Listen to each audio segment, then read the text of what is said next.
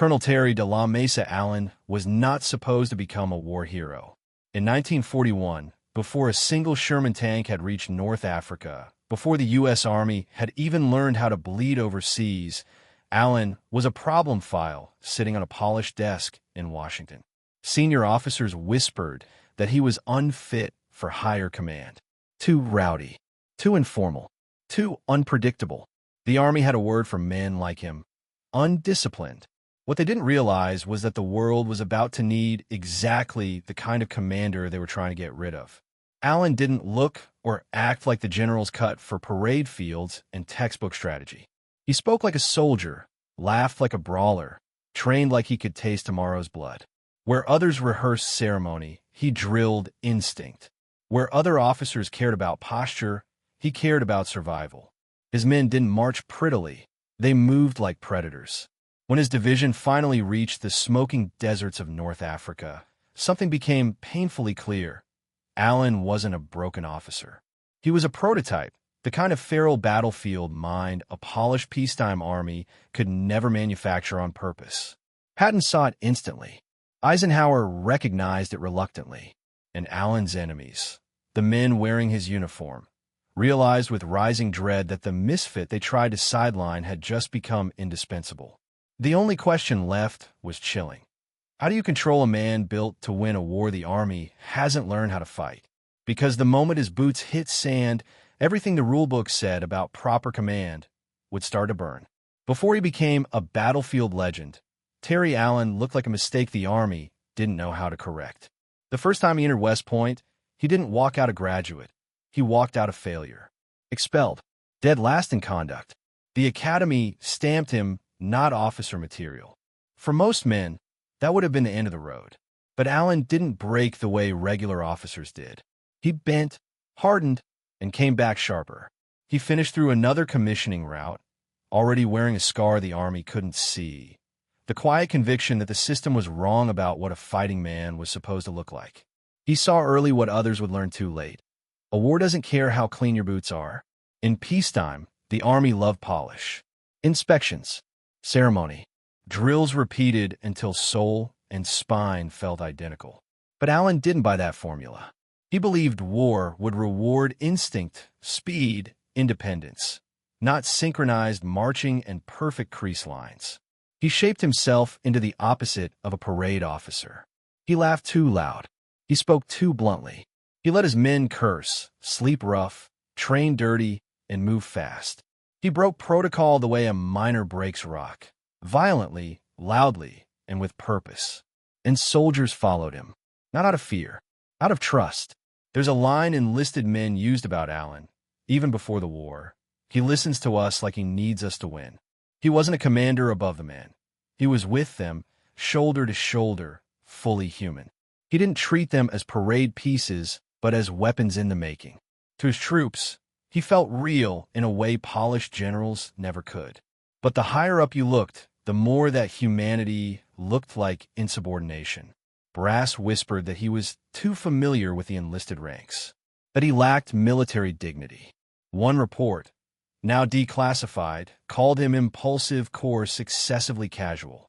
Another questioned whether he could command refined respect. Notice the words, refined respect. The Army still thought the next war would resemble the last parade, not a storm. So while Allen's men admired him, staff officers circled his reputation like wolves in slow snow.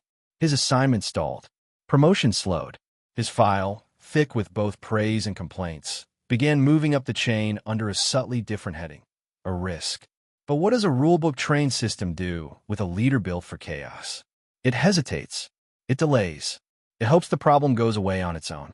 Then history detonated. When Hitler's armies began ripping across Europe and North Africa like a wildfire that fed on nations, the U.S. Army suddenly faced a truth it had tried not to look at. Its polished, ceremonial structure had not prepared it for this kind of war. America was entering a knife fight with gentlemen's gloves still on. The Army needed wolves, and it still hadn't realized one was already inside its own ranks. Even before he stepped onto foreign soil, Allen fought a quieter, invisible battle, not for territory, but for legitimacy. He had the instincts of a field general trapped inside the paperwork of a misfit. More than once, the review board considered quietly shuffling him out of the upward track. One more signature would have ended his career before it ever touched a real battlefield. Imagine how close that came. A single pen stroke away from erasing one of America's most effective combat commanders before history even tested him. But why didn't they sign off? Because even the brass who disliked him couldn't deny one inconvenient fact. Whenever Allen was handed men, they improved.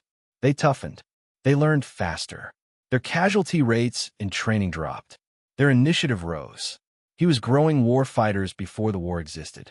He was proof of a truth the institution didn't want to admit. Discipline built for peacetime is not the same discipline that wins in hell. Still, Washington waited for him to slip. One bad move, one unclean record, one personal scandal, and goodbye. Meanwhile, Allen trained like he could already smell gunpowder from sea away.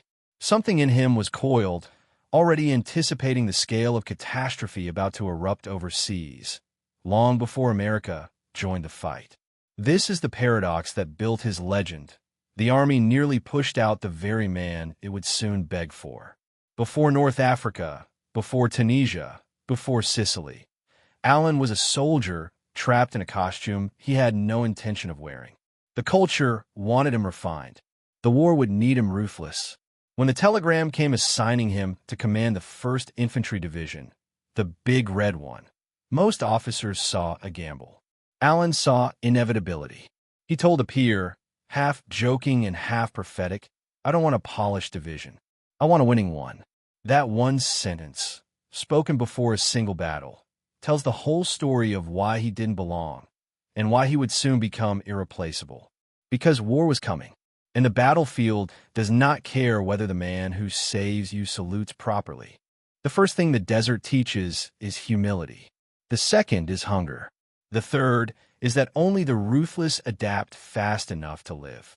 When Allen's 1st Infantry Division rolled into North Africa in late 1942, the U.S. Army was still learning how to exist in a real war. Many soldiers had never left the States. Their uniforms were still stiff from depots that smelled like fresh ink and fresh plans. They expected the desert to be a location. Instead, it became an enemy. Sand ruined rifles. Wind erased bearings. Heat punished hesitation. And the landscape gave no shelter, only exposure. But Allen thrived there. He understood instantly that this battlefield was not about parade formations, but survival speed. While other commanders tried to force traditional doctrine onto terrain that rejected it like a bad transplant, Allen stripped away every useless piece of ceremony that clung to his troops like dead weight. Boots unpolished? Good. Polish doesn't kill tanks. Helmets dented? Fine. Dents are proof they're being used. Rations eaten cold? Better. Firelight draws artillery. In a war of smoke and sudden death, neatness dies first. Allen's division gained a predator's rough edge fast. They learned not how to look ready, but how to be ready. At 2 a.m., half-starved, sand-choked, eyes burning, and boots cracking. He drilled not posture, but reflex. Not movement in rows, but movement in contact. Fight like you train. Other officers meant precision. Allen meant blood-level instinct. The Germans noticed. Reports from Axis intercepts described the American unit that never stops pushing. They expected hesitation. They got pursuit. They expected confusion. They got disruption. This wasn't old-world chessboard maneuvering. It was pressure fighting, something far closer to knife logic than textbook logic. But while the desert hardened Allen's troops, it also sharpened the political blades waiting behind him. Back home, generals unfamiliar with the terrain judged him by absence, not presence. They didn't see the nights spent awake with scout patrols, or the way he ate the same food as his men, boots dug into the same dirt. They saw only blurred reports that read like rebellion. Tactical flexibility exceeds doctrinal expectation. Translation: he's not obeying the book. Command environment informal. Translation: his men like him too much. To the Army machine, loyalty to the commander was dangerous. To Allen, loyalty to the man was command. This difference, this fault line, was widening by the hour. The desert battles tested his leadership faster than anyone expected. Tunisia became a proving ground where hesitation cost blood and precision often arrived too late to matter. Allen responded by unleashing shock raids, sudden strikes that chewed into Axis lines before the enemy could reset or assess. He built a reputation for moving first and analyzing later, a rhythm German officers began to fear. His troops joked that Allen fights like he's late for something. What he was late for was permission. He didn't wait for headquarters to approve small decisions. He made them in motion. And in this new kind of war, that speed saved lives. Again and again, his commands zigged where the field manual zagged. But success brings a curse. Once you prove you can win your way, someone asks why you don't win their way. Nothing stirs jealousy like a rebel who succeeds. As Tunisia dragged into harder combat, casualties spiked across American lines. Except Allen stayed consistently lower than predicted. That should have made him untouchable. Instead, it made him suspicious. How was this undisciplined colonel outperforming officers groomed in polished programs and rising through traditional channels? The truth was simple. Allen was training warriors, not ornaments. But here's the quiet tragedy. Every victory he earned in sand and thunder became another reason a rival officer sharpened a bureaucratic knife back in headquarters. Yet the desert didn't care about politics. It cared about killers. And by now, Allen's men had become something the U.S. Army wasn't used to fielding, a force that fought with initiative, not permission. Even Eisenhower noticed the shift. One after-action summary describing Allen's leadership didn't sound like praise or criticism. It sounded like confusion. Division shows unusual cohesion under stress. Cause unclear. The cause was not unclear at all. They trusted their commander more than they trusted the system above him. That is the seed of every legend, and the first spark of every internal enemy. Because while the Germans were learning to fear him, the U.S. High Command was learning to fear what he represented. A leader who didn't need them. A commander whose authority came from earned respect, not polished rank. So the battlefield gave him momentum. Washington began preparing the leash. And this raises the question that would soon define his fate. Success in war doesn't just create admiration. It creates shadows. Men who resent not what you failed to do, but what you did better than they ever could. And by early 1943, Terry Allen had become a walking contradiction that embarrassed the traditionalists. A rule breaker who kept winning. The first cracks began not on the battlefield, but in the briefing tents far behind it. Allen briefed differently, blunt, short, no ceremony. He didn't drone through doctrine. He told his officers what mattered, what the enemy feared, what opportunities existed, what terrain would break first. No teatrix. No polished wording, just execution. To men under his command, that style was gold. To outsiders peeking in, it looked unmilitary. Too raw, too human. And then, the murmurs began spreading through staff corridors. Is Allen building a unit or a cult? That was the accusation. Not incompetence, not tactical failure. Loyalty, the very thing that made his division effective, was being reframed as a threat. The gossip always followed the same pattern. First admiration, then irritation, then professional jealousy, finally suspicion. Back home, bureaucratic officers looked at his casualty numbers and discipline logs and arrived at a bizarre conclusion. If his division seemed too effective for its level of formality, then something must be wrong with its internal culture. They couldn't understand how undisciplined methods were producing disciplined performance. So instead of rethinking doctrine, they blamed the outlier who proved their doctrine wasn't sacred. The danger wasn't that Allen was failing the Army. The danger was that he was proving the Army could be better than it was. That is the kind of truth institutions fear most. Meanwhile, near the front lines, German officers began recognizing a pattern. American assaults spearheaded by the 1st Infantry Division looked different. Faster commitment, deeper pushes, less hesitation. Records later showed German commanders privately believe the Americans have developed a desert-tempered shock battalion. They meant Allen's men. And yet, Headquarters saw mud on their boots and assumed silliness instead of survival. Resentment didn't come from the enemy. It came from the balcony seats. The tipping point arrived after a string of rapid tactical wins that made Allen something worse than controversial: visible. Once a commander becomes visible, rival commanders begin imagining what they could have accomplished if given that spotlight. One in particular, a senior Army general who had never forgiven Allen's maverick reputation, began stalking his successes from afar, not to emulate them, but to annotate them as ammunition. Reports were drafted. Language was sharpened. Not about battles, about style. The criticism hardened into 3 repeating charges. He leads by personality, not protocol. His troops obey him, not the institution. He risks long-term discipline for short-term combat effectiveness. Notice something. None of these complaints claimed he was losing the war. They claimed he was winning it incorrectly. And this is where the price of success becomes lethal. When you outperform a system built on hierarchy, the system doesn't celebrate you. It moves to erase you. Inside his own headquarters, some officers quietly discussed whether Allen represented a dangerous precedent. A precedent for what, exactly? For commanders trusting their men? For infantry who thought more like hunters than parade props? For junior officers empowered instead of micromanaged? Allen didn't know it yet, but his victories had already drawn up his indictment. The battlefield would not bring him down. Politics would. And here lies the core irony. The Germans feared Allen because he was unpredictable. Certain American generals feared him for the same reason, but for a different motive.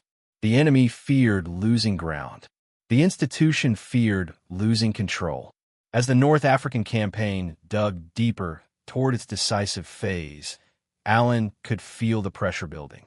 Some nights he stared at the canvas ceiling of his field tent, wondering which threat would strike first: the artillery in front of him or the paperwork behind him. Was it possible to win too well? Could success become a weapon turned backward? He had no answer. But Washington was already crafting one. Because once Tunisia ended, once momentum demanded new leadership choices, the Army would have to decide: reward the rebel who delivered results, or remove the man who proved the rulebook obsolete. And the most painful truth of all was beginning to surface. They didn't hate him because he failed. They hated him because he succeeded without their permission. The storm was no longer on the horizon. It was walking straight toward him. If the Army was trying to keep Allen contained, fate delivered him the one man in the entire chain of command who refused to contain anything: General George S. Patton. Where bureaucracy saw a misfit, Patton saw ammunition. Not a liability, an untapped warhead. When Patton first observed Allen's division in the field, he didn't see sloppiness. He saw what real fearlessness looked like. He saw infantry that didn't wait for permission to survive. Soldiers who moved as if hesitation was treason. Men who fought like they had already seen the inside of their own graves and chosen to keep walking anyway. Patton didn't just understand Allen. He recognized him. They shared the same sin. They were built for war in an army still haunted by peacetime decorum. Patton, unlike the desk-bound critics, did not fear strong-willed subordinates. He used them. He didn't want a room full of yes-men polishing insignia. He wanted wolves who could bite through an enemy flank before the enemy even saw where the blood came from. To Patton, Allen wasn't unruly. He was untethered potential. From their first battlefield meeting, witnesses said the tone was different. Not cold, not ceremonial, but electric, like two predators sniffing each other and silently marking the other as not prey. Patton later told another officer, quietly but with intention, "Allen is the only infantry commander whose men fight as fast as my tanks move." For a general famous for velocity, that was the highest compliment a human brain could issue.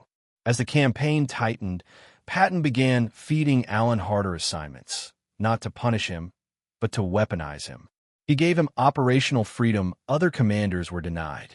In the logic of war, Patton was betting chips the rest of the Army didn't know he was stacking. Meanwhile, to headquarters, it looked like madness.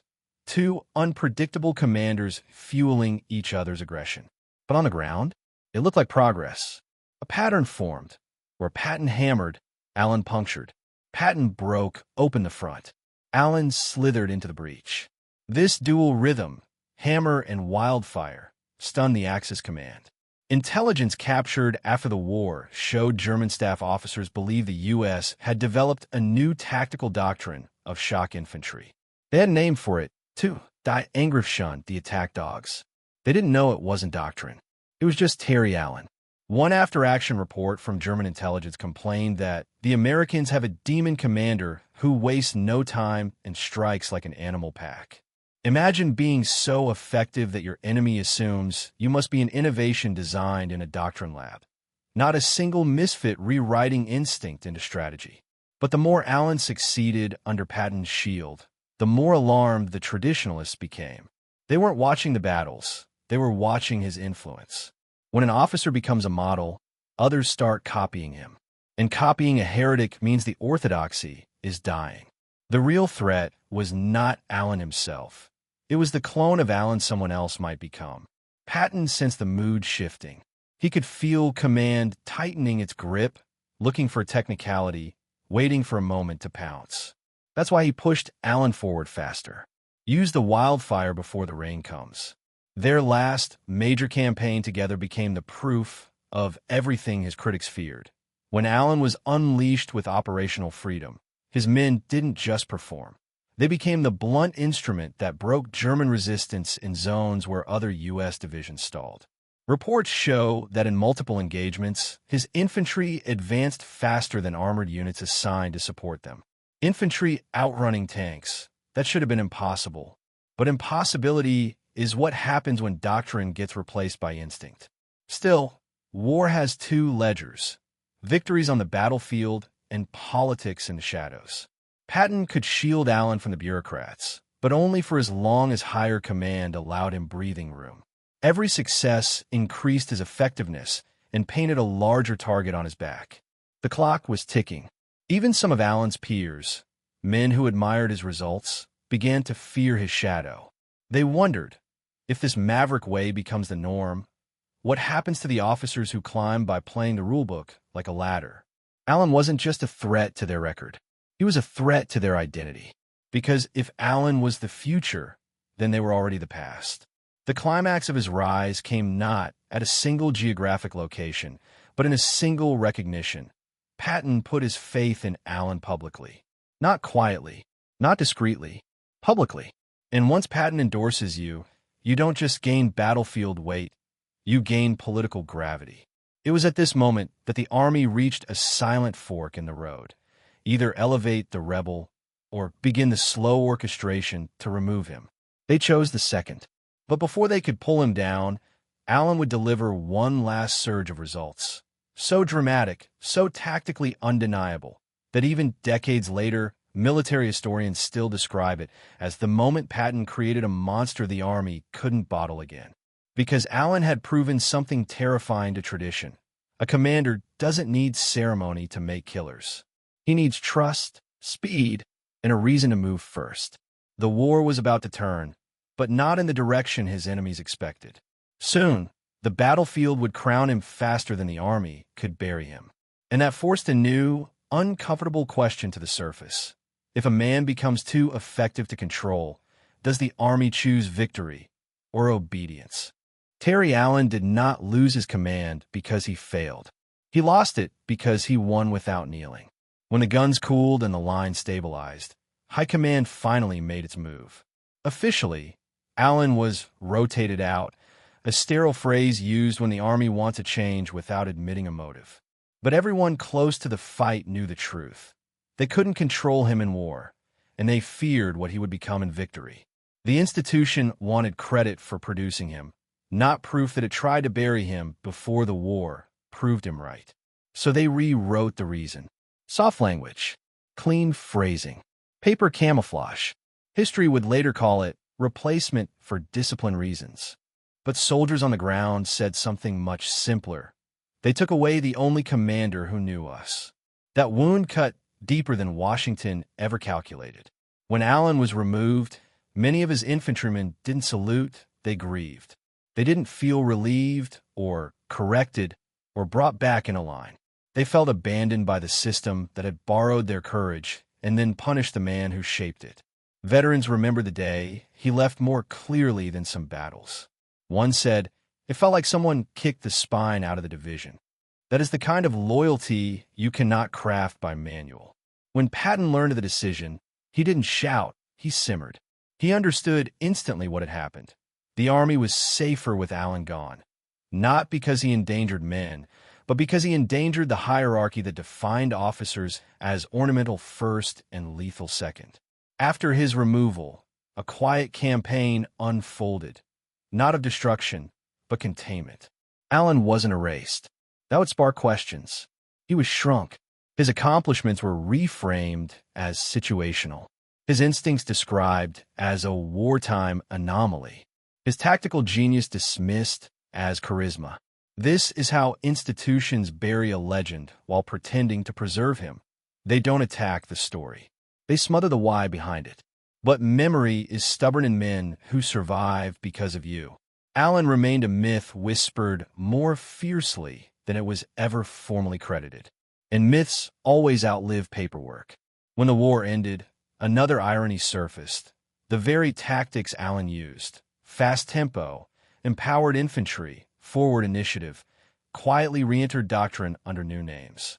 They were no longer reckless. Now, they were modern, but the name attached to them wasn't his. The Army kept the blueprint. They just left off the signature. So what was his real legacy? Not medals, though he earned them. Not headlines, though he deserved them. It was proof that morale is a weapon. That instinct is infrastructure. That respect is stronger than compliance. And that a commander can be feared by the enemy precisely because he is loved by his men. That formula scared the Army more than any German assault ever could. Because if every commander led that way, the system would have to change, not the men. The story of Terry Allen is not the story of a rebel who broke rules for thrills. It is the story of a man who saw that the next war would demand wolves, and the institution was still breeding parade horses. That is why history tried to file him down into a smaller figure. Not because he was unimportant, but because he proved the system wrong too soon. And yet he endured. Ask old infantrymen who mattered. They won't name the bureaucrats. They name Allen. The world remembers polished generals.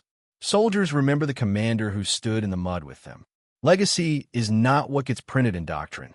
Legacy is who men choose to follow when nobody is watching. Even today, modern combat leadership echoes him. The U.S. Army teaches decentralized initiative as a principle, the same instinct Allen taught before the doctrine existed. But his name is a footnote when it should be a chapter. So what remains of him now? A question, the kind that never fully stops burning. What if the Army had embraced Terry Allen instead of restraining him? How many wars might have ended faster? How many young officers might have learned courage instead of polish? He was a man ahead of his century, punished for arriving early. And that is why his story matters, because it forces us to ask something uncomfortable about institutions, not just armies. Do they reward excellence? Or only compliance? Allen's fate gave a brutal answer. When a system fears a truth, it does not debate it. It buries the man who proves it. But history has a longer memory than bureaucracy. Time always digs up the bodies the filing cabinet try to hide. And Terry Allen is one of them. He was nearly discharged before he ever saw a real war. Then he became the commander even the enemy learned to fear. The Army tried to shrink him. But legends do not shrink. They wait. Some commanders are remembered for medals. Terry Allen is remembered for the men who would have followed him into hell without looking back. If you want more stories of warriors the textbooks tried to erase, stay with this channel. The next legend is already waiting in the shadows.